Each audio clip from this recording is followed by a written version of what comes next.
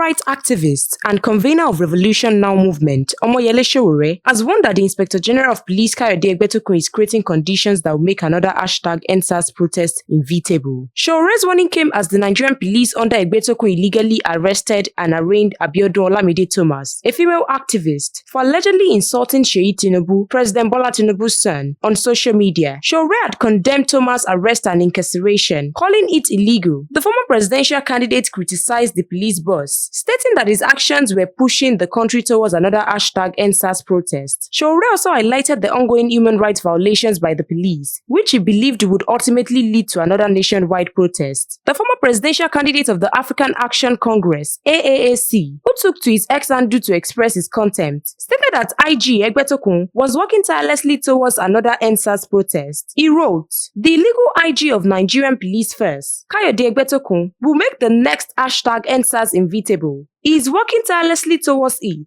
just a matter of time. #Egbetokun must go." The #EndSARS movement began in 2020 as a call to end police brutality and reform the Nigerian police first. The movement gained widespread support and led to protests across the country. Sowore's warning suggests that the condition that led to the initial #EndSARS protest had not changed, and another protest might be imminent. Sowore reporters reported earlier on Friday that the Nigerian police arraigned Olamide Abiodun Thomas, the female activist, on 3 criminal charges at the Federal High Court in Abuja. The charges centered on allegations that Olamide Thomas insulted President Bola Tinubu's son, Seyi Tinubu, and top police officials, including the Inspector General of Police, IGP Egbetokun, and Police Public Relations Officer Muyiwa Adejobi, in a viral social media post. The activist was arrested last week ago and has since been in police custody. Presiding over the matter, Justice Emeka Nwite ordered Olamide to be remanded in prison following her arraignment on Friday. Stay tuned to NaijaNews TV for more news updates and exclusive videos.